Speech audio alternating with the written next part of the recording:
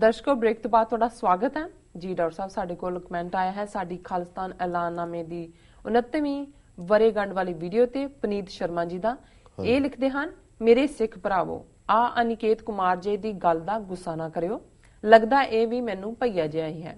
ਪਰ ਇੱਕ ਗੱਲ ਮੈਨੂੰ ਠੀਕ ਲੱਗਦੀ ਹੈ ਕਿ ਖਾਲਿਸਤਾਨ ਨਹੀਂ ਬਣਨਾ ਚਾਹੀਦਾ। ਮੈਨੂੰ ਇਹ ਦੱਸੋ ਖਾਲਿਸਤਾਨ ਚਲਾਉਣਾ ਕਾਹਦੇ ਤੇ ਆ ਪਾਥੀਆਂ ਤੇ ਪੰਜਾਬ ਦਾ ਕੰਮ ਤਾਂ ਕੋਈ ਕਰਕੇ ਰਾਜੀ ਨਹੀਂ। ਨਾਲੇ ਮੈਨੂੰ ਇਹ ਦੱਸੋ ਇਹ ਧਰਮ ਦੇ ਨਾਮ ਤੇ ਮੁਲਕ ਕਿਉਂ ਬਣਾਉਣਾ ਹੈ ਸੱਭਿਆਚਾਰ ਜਾਂ ਭਾਸ਼ਾ ਦੇ ਆਧਾਰ ਤੇ ਕਿਉਂ ਨਹੀਂ। ਇੱਕ ਆਜ਼ਾਦ ਪੰਜਾਬ ਦੇ ਮੈਂ ਹੱਕ ਵਿੱਚ ਹਾਂ बस एक शर्त ते कि उसका आधार धर्म ना होवे ਉਹ ਸੱਭਿਆਚਾਰ ਅਤੇ ਭਾਸ਼ਾ ਦੇ ਆਧਾਰ ਤੇ ਬਣੇ। ਜੀ ਡਾਕਟਰ ਸਾਹਿਬ ਕੀ ਕਹਿਣਾ ਚਾਹੋਗੇ ਤੁਸੀਂ ਇਸ ਬਾਰੇ? ਪੁਨੀਤ ਸ਼ਰਮਾ ਜੀ ਦਾ ਬਹੁਤ-ਬਹੁਤ ਸ਼ੁਕਰੀਆ।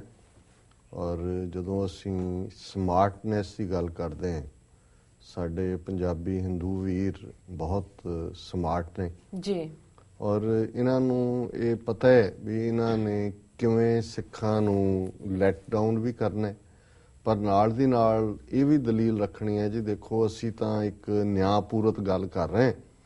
ਔਰ ਇਹ ਜਿਹੜਾ ਅਨਿਕੇਤ ਸ਼ਰਮਾ ਅਨਿਕੇਤ ਕੁਮਾਰ ਹੈ ਸ਼ਰਮਾ ਨਹੀਂ ਇਹ ਤਾਂ ਹਰ ਵੀਡੀਓ ਦੇ ਥੱਲੇ ਇਹਨੇ ਕੁਛ ਨਾ ਕੁਛ ਲਿਖਿਆ ਹੁੰਦਾ ਹੈ ਉਹਨੂੰ ਵੀ ਉਹਨੇ ਭਈਆ ਕਹਿਤਾ। ਹੁਣ ਇੱਥੇ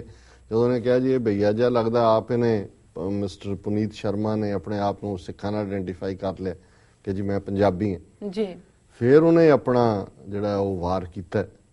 कि जी बिल्कुल बनना चाहिए पर आज़ाद पंजाब जी और मैं पंजाबी हैं और ये सभ्याचार और जबान के आधार ते हुए मजहब के नां ते नहीं पर नाल ही पहला खालिस्तान हो गया जी चलाना किवें खालिस्तान पाथियां ते जी हुण ये कंटेम्प्ट है जो कोई इस किस्म की टर्मिनोलॉजी इस्तेमाल करता है जे खालिस्तान पाथियां ते चलाना है तो जिहड़ा आज़ाद पंजाब पुनीत शर्मा चाहुंदे ने ਉਹ ਕਾਹਦੇ ਤੇ ਚਲਾਉਣਾ ਹੈ ਉਹ ਬੱਕਰੀ ਦੀਆਂ ਮੇਂਗਣਾ ਤੇ ਜੀ ਜੀ ਜ਼ਾਹਰ ਹੈ ਕਿ ਜੇ ਆਜ਼ਾਦ ਪੰਜਾਬ ਵੀ ਹੋਏਗਾ ਉਸ ਦੇ ਵਿੱਚ ਵੀ ਸਿੱਖ ਮੈਜੋਰਿਟੀ ਹੋਣਗੇ ਉਹੀ ਬੇਸ ਧਰਤੀ ਹੈ ਤੇ ਜਿਹਦੇ ਨਾਲ ਉਹ ਆਜ਼ਾਦ ਪੰਜਾਬ ਚਲਾਣਗੇ ਇਹਦਾ ਭਾਸ਼ਾ ਸੱਭਿਆਚਾਰ ਦਾ ਉਹਦੇ ਨਾਲ ਉਹ ਖਾਲਿਸਤਾਨ ਵੀ ਚਲਾ ਲੈਣਗੇ। ਜੀ ਜੀ ਸੋ ਮੈਂ ਕਈ ਵਾਰੀ ਇਹ ਹੈਰਾਨ ਹੁੰਦਾ ਵੀ ਸਾਡੇ ਵੀਰ ਭੈਣਾਂ ਬਹੁਤ ਵਾਰੀ ਇਹਨਾਂ ਦੀ ਨੀਤੀ ਇਹਨਾਂ ਦਾ ਮਾਈਂਡਸੈਟ ਨਹੀਂ ਸਮਝਦੇ। यही कारण है कि भी असी इहदे बावजूद कि पिछले 30 साल ही नहीं और मैं समझदा है भी सब तो वड्डे दुश्मन अजे असी बंगाली हिंदू आंध्रा दा हिंदू तमिल दा हिंदू केरला दा हिंदू उन्हां दे ईवन यूपी बिहार दा हिंदू उन्हां नूं भी असी किसी हद तक इग्नोर कर सकते हैं कि भी वो तो सारे जून 84 तो बाद या जून 84 वेले वो तो एक मीडिया ने तैयार किया पूरा एक उन्होंने मैंटली कि उन्होंने किवें सिख विरोधता करनी है पर पंजाबी हिंदू तो पिछलियां 1.5-2 सदियां तो ही साडे नाल खुल के वैर सामने आया। पहला तो मुगलों दीयां जुत्तियां खांदे सी उदों तो सिखां पिछे लुके हुए सी जी एक मुंडा भी असीं सिख बना रहे हैं जी वड्डा मुंडा सिख बना दिंदे पर असीं देखदे हैं भी किस तरीके दे नाल इन्हां ने खास तौर ते जदों अंग्रेजी राज आया आर्या समाज दयानंद ਜਿਹੜਾ ਗੁਜਰਾਤੀ ਸੀ ਉਹਨੂੰ ਗੁਜਰਾਤ 'ਚ ਨਹੀਂ ਕੋਈ ਆਧਾਰ ਮਿਲਿਆ ਅੱਜ ਵੀ ਨਹੀਂ ਆਰੀਆ ਸਮਾਜੀਆਂ ਦਾ ਉੱਥੇ ਤਾਂ ਇਹੀ ਨੇ ਮੋਦੀ ਐਂਡ ਬ੍ਰਾਂਡ ਹੈ ਲੇਕਿਨ ਸਭ ਤੋਂ ਜ਼ਿਆਦਾ ਪਾਵਰਫੁਲ ਆਰੀਆ ਸਮਾਜ ਨੂੰ ਆਧਾਰ ਦਿੱਤਾ ਤਾਂ ਪੰਜਾਬ ਦੇ ਹਿੰਦੂਆਂ ਨੇ ਦਿੱਤਾ। ਵੈਸਟ ਪੰਜਾਬ ਦੇ ਵੱਡੇ ਵੱਡੇ ਵਪਾਰੀ ਸੀ ਪੈਸਾ ਸੀ ਜਿਨ੍ਹਾਂ ਕੋਲ ਔਰ ਜਿਵੇਂ ਆਰੀਆ ਸਮਾਜ ਨੇ ਨਫ਼ਰਤ ਫੈਲਾਈ ਸਿੱਖਾਂ ਦੇ ਖਿਲਾਫ ਫਿਰ ਸਿੰਘ ਸਭਾ ਲਹਿਰ ਔਰ ਚੀਫ ਖਾਲਸਾ ਦੀਵਾਨ ਔਰ ਬਾਅਦ 'ਚ ਅਕਾਲੀ ਲਹਿਰ ਉਹਨਾਂ ਨੇ ਇਹਨਾਂ ਨੂੰ ਤਾਂ ਪਾਸੇ ਕਰ ਦਿੱਤਾ ਆਪਣੀ ਤਾਕਤ ਬਣਾਈ ਪੋਲੀਟੀਕਲੀ पर फिर तुसी देखते हो कि 47 तो बाद पहला काम इन्होंने किया कि अपनी माँ बोली तो इनकार पहली मरदमशुमारी जून 84 तो बाद कह सकते जी पिंडरां वालियां ने आ कहता हिंदुओं को वह कहता है 1951 किहड़ा पिंडरां वाला सी और 1951 तो सिखां नूं लीड वो मास्टर तारा सिंह करदा सी जिहदी शलाघा करदे नहीं सी थकदा इन्हां दा मीडिया कि जदों जी उन्हें झंडा फाड़ता जी उन्हें हिंदुस्तान नूं एक रख लिया उन्हें अद्धा पंजाब बचा दिता ये शेरे मर्द ते फलाना ढिमका ये सारिया अखबारां जिहड़ियां लाहौर च प्रताप मिलाप दूजे यही कुछ करदियां सी। तो 1951 च किहड़ा इन्हां नूं किहड़े बिच्छू ने वड्ढिया होया सी कि जिहड़ा पुनीत शर्मा अज पंजाबीयत जबान के आधार ते सूबा बनाउणा चाहुंदा है ते इहदे मापिओ ने और इहदे दादा दादी ने 1951 च झूठ बोलिया पंजाबी बोल के झूठ बोलिया कि मेरी जबान हिंदी है जी। ये एटीट्यूड 1961 च 71 जे पंजाबी सूबा लूला लंगड़ा बनिया ਤੇ ਇਹਦਾ ਵੱਡਾ ਕਾਰਨ ਇਹ ਸੀ ਕਿ ਇਹਨਾਂ ਨੇ ਐਸਾ ਪ੍ਰਚਾਰ ਕੀਤਾ ਕਿ ਪੰਜਾਬੀ ਹਿੰਦੂਆਂ ਨੇ ਆਪਣੀ ਜ਼ਬਾਨ ਹਿੰਦੀ ਲਿਖਾਈ, ਫਿਰ ਉਹੀ ਇਲਾਕੇ ਪੰਜਾਬੀ ਸੂਬੇ ਚ ਆਣੇ ਸੀ ਜਿਨ੍ਹਾਂ ਨੇ ਪੰਜਾਬੀ ਲਿਖਾਈ ਸੀ, ਉਹ ਸਿੱਖ ਹੀ ਸੀ ਜਿਨ੍ਹਾਂ ਨੇ ਲਿਖਾਈ ਸੀ। ਔਰ ਇਹੀ ਲੋਕ ਕਾਰਨ ਬਣੇ ਕਿ ਵੱਡਾ ਹਿੱਸਾ ਪੰਜਾਬ ਦਾ ਜਿਹੜਾ ਸੀ ਉਹ ਹਰਿਆਣਾ ਔਰ ਹਿਮਾਚਲ ਦੇ ਵਿੱਚ ਗਿਆ। ਬਾਕੀ ਜਿਹੜਾ ਪਾਥੀਆਂ ਤੇ ਬਣਾਉਣ ਦੀ ਗੱਲ ਹੈ, ਤੁਸੀਂ ਸਾਨੂੰ ਇੱਕ ਵਾਰ ਜਿਹੜਾ ਹੈ ਉਹ ਮੌਕਾ ਦਿਓ, ਫਿਰ ਅਸੀਂ ਦੱਸਾਂਗੇ ਕਿ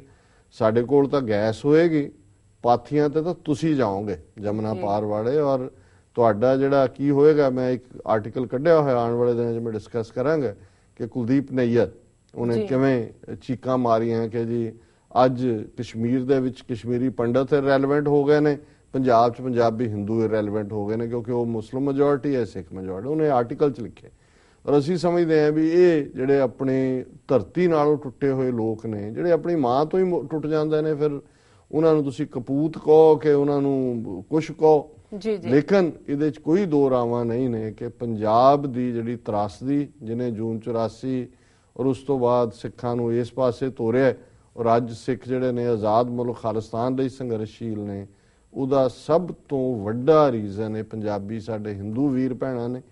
ਔਰ ਇਹਨਾਂ ਨੇ ਅਜੇ ਵੀ ਕੁਝ ਨਹੀਂ ਸਿੱਖਿਆ ਹੈ। ਜੇ ਅੱਜ ਵੀ ਪੁਨੀਤ ਸ਼ਰਮਾ ਔਰ ਇਹਨਾਂ ਦੀ ਨਸਲ ਦੇ ਬਾਕੀ ਲੋਕ ਜਿਹੜੇ ਨੇ ਉਹ ਸਪਸ਼ਟਤਾ ਦੇ ਨਾਲ ਖਾਲਿਸਤਾਨ ਦੇ ਹੱਕ 'ਚ ਆਉਣ, ਜ਼ਾਹਰ ਹੈ ਕਿ ਅਸੀਂ ਖਾਲਿਸਤਾਨ ਸਿੱਖ ਹੱਕਾਂ ਦੀ ਸੁਰੱਖਿਆ ਦੀ ਗੱਲ ਕਰਦੇ, ਪਰ ਕੋਈ ਹਿੰਦੂਆਂ, ਮੁਸਲਮਾਨਾਂ, ਈਸਾਈਆਂ ਨੂੰ ਕੋਈ ਦੋ ਦਰਜੇ ਦੇ ਸ਼ਹਿਰੀ ਬਣਾਉਣ ਦੀ ਗੱਲ ਨਹੀਂ ਹੈ, ਕੋਈ ਉਹਨਾਂ ਦੇ ਹੱਕ ਖੋਣ ਦੀ ਗੱਲ ਨਹੀਂ ਹੈ। ਔਰ ਮੈਂ ਕੱਲ ਦੇ ਇਕੱਠ 'ਚ ਵੀ ਉੱਥੇ ਕਿਹਾ ਸੀ ਕਿ ਭਾਈ ਸਾਡੀ ਲੜਾਈ ਹਿੰਦੂਆਂ ਨਾਲ ਨਹੀਂ ਹੈ। ਜੇ ਅਸੀਂ ਇਹ ਗੱਲ ਰੱਖਾਂਗੇ ਫਿਰ ਅਸੀਂ ਗੁਰੂ ਤੇਗ ਬਹਾਦਰ ਸਾਹਿਬ ਵੱਲ ਪਿੱਠ ਕਰਾਂਗੇ, ਜਿਨ੍ਹਾਂ ਨੇ ਮੁੱਢਲੀਆਂ ਧਾਰਮਿਕ ਆਜ਼ਾਦੀਆਂ ਦੇ ਲਈ ਸ਼ਹਾਦਤ ਦਿੱਤੀ, ਧਰਮ ਕੀ ਚਾਦਰ ਬਣੇ। ਸਾਡੀ ਲੜਾਈ ਇੰਡੀਅਨ ਸਟੇਟ ਨਾਲ ਹੈ। ਜਿਵੇਂ 18ਵੀਂ 17ਵੀਂ ਸਦੀ ਜਿਹੜੀ ਸਾਡੀ ਲੜਾਈ ਸੀ, ਕੋਈ ਮੁਸਲਮਾਨਾਂ ਨਾਲ ਨਹੀਂ ਸੀ, ਕੋਈ ਇਸਲਾਮ ਨਾਲ ਨਹੀਂ ਸੀ, ਮੁਗਲਾਂ ਨਾਲ, ਅਫਗਾਨਾਂ ਨਾਲ ਜਿਹੜੇ ਜ਼ੁਲਮ ਕਰਦੇ ਸੀ, ਜ਼ੁਲਮ ਦੇ ਖਿਲਾਫ ਸੀ। ਤੇ ਜੇ ਮੁਸਲਮਾਨਾਂ ਦੇ ਖਿਲਾਫ ਜਾਂ ਇਸਲਾਮ ਦੇ ਹੁੰਦੀ ਤੇ ਪੀਰ ਬੁੱਧੂ ਸ਼ਾਹ ਆਪਣੇ 700 ਮਰੀਦ ਲੈ ਕੇ ਕਿਉਂ ਆਉਂਦਾ? ਭੰਗਾਣੀ ਦੇ ਯੁੱਧ 'ਚ ਆਪਣੇ 2-3 ਪੁੱਤਰ 300-400 ਮਰੀਦ ਵੀ ਜਿਹੜਾ ਸ਼ਹੀਦ ਕਰਵਾਉਂਦਾ। ਨਬੀ ਖਾਨ, ਗਨੀ ਖਾਨ ਕਿਉਂ ਉਸ ਔਖੀ ਘੜੀ 'ਚ 10ਵੇਂ ਪਾਤਸ਼ਾਹ ਦੀ ਮਦਦ ਤੇ ਆਉਂਦੇ? ਜਾਂ ਸ਼ੇਰ ਮੁਹੰਮਦ ਖਾਨ ਮਲੇਰਕੋਟਲੇ ਦਾ ਨਵਾਬ ਕਿਉਂ ਹਾਂ ਦਾ ਨਾਰਾ ਮਾਰਦਾ? ਸੋ ਉਦੋਂ ਵੀ ਸਾਡੀ ਲੜਾਈ ਆਪਣੀ ਆਜ਼ਾਦੀ ਲਈ ਸੀ, ਕਿਉਂਕਿ ਮੁਗਲਾਂ ਦੇ ਜ਼ੁਲਮਾਂ ਦਾ ਜਿਹੜਾ ਉਹ ਪਿਆਲਾ ਭਰ ਚੁੱਕਾ ਸੀ ਔਰ ਅਲਟੀਮੇਟਲੀ ਸਿੱਖਾਂ ਨੇ ਰਾਜ ਹਾਸਲ ਕੀਤਾ। ਅੱਜ ਵੀ ਸਾਡੀ ਲੜਾਈ ਇੰਡੀਅਨ ਸਟੇਟ ਨਾਲ ਹੈ। ਔਰ ਜੇ ਇਹ ਪੁਨੀਤ ਸ਼ਰਮੇ ਵਰਗੇ ਵੀਰ ਜਾਂ ਇਹਨਾਂ ਦੇ ਹੋਰ ਸਾਥੀ ਸਿੱਖਾਂ ਦੇ ਨਾਲ ਖਲੋਣਗੇ ਤੇ ਫਿਰ ਘੱਟੋ ਘੱਟ ਇਤਿਹਾਸ ਦੇ ਵਿੱਚ ਇਹ ਜ਼ਰੂਰ ਕਹਿਣਗੇ ਕਿ ਭਾਈ ਭਾਵੇਂ ਸਾਡੇ ਵਡੇਰਿਆਂ ਨੇ ਝੂਠ ਬੋਲਿਆ ਸੀ, ਧਰੋਹ ਕਮਾਇਆ ਸੀ ਆਪਣੀ ਧਰਤੀ ਨਾਲ ਜਿੱਥੋਂ ਦਾ ਅੰਨ ਜਲ ਖਾਦਾ ਸੀ, ਪਰ ਅਸੀਂ ਇਮਾਨਦਾਰੀ ਦੇ ਨਾਲ ਆਪਣੇ ਸਿੱਖ ਭਰਾਵਾਂ ਭੈਣਾਂ ਦੇ ਨਾਲ ਖੜੇ ਹਾਂ। ਸੋ ਮੈਂ ਸਮਝਦਾ ਵੀ ਪੁਨੀਤ ਸ਼ਰਮਾ ਇਸ ਦੇ ਉੱਤੇ ਜ਼ਰੂਰ ਵਿਚਾਰ ਕਰਨ ਤੇ ਇਹ ਗੱਲ ਜ਼ਰੂਰ ਦੇਖਣ ਕਿ ਵੀ ਉਹਨਾਂ ਨੇ ਜੇ ਕੋਈ ਹੋਰ ਉਹਨਾਂ ਦੇ ਕੋਲ ਆਈਡੀਆ ਤਾਂ ਜ਼ਰੂਰ ਉਹ ਲਿਆਉਣ ਸਾਹਮਣੇ ਕਿ ਉਹ ਕਿਵੇਂ ਮਦਦ ਕਰ ਸਕਦੇ ਨੇ। ਪਰ ਇਸ ਕਿਸਮ ਦੀਆਂ ਜਿਹੜਾ ਘਟੀਆ ਜਿਹੀਆਂ ਟਿੱਪਣੀਆਂ ਕਰਕੇ ਜਾਂ ਇਹ ਕਹਿ ਕੇ ਜੀ ਪਾਥੀਆਂ ਦੇ ਚਲਾਉਣੇ, ਇੱਥੋਂ ਤੁਸੀਂ ਜ਼ਹਿਨੀਅਤ ਦੇਖੋ ਨਾ ਵੀ ਕੀ ਹੈਗੀ ਇਹਨਾਂ ਦੀ। ਸੋ ਇਹ ਅਜੇ ਵੀ ਆਪਣੇ ਪੁਰਖਿਆਂ ਦੇ ਰਸਤੇ ਤੋਂ ਹਟੇ ਨਹੀਂ ਨੇ। ਜੀ ਡਾਕਟਰ ਸਾਹਿਬ ਨਾਲ ਲੈਣੇ ਬ੍ਰੇਕ। ਵਿਊਅਰਸ ਤੁਸੀਂ ਕਿਤੇ ਨਹੀਂ ਜਾਣਾ, ਮਿਲਦੇ ਹਾਂ ਛੋਟੇ ਵਕਫੇ ਤੋਂ ਬਾਅਦ।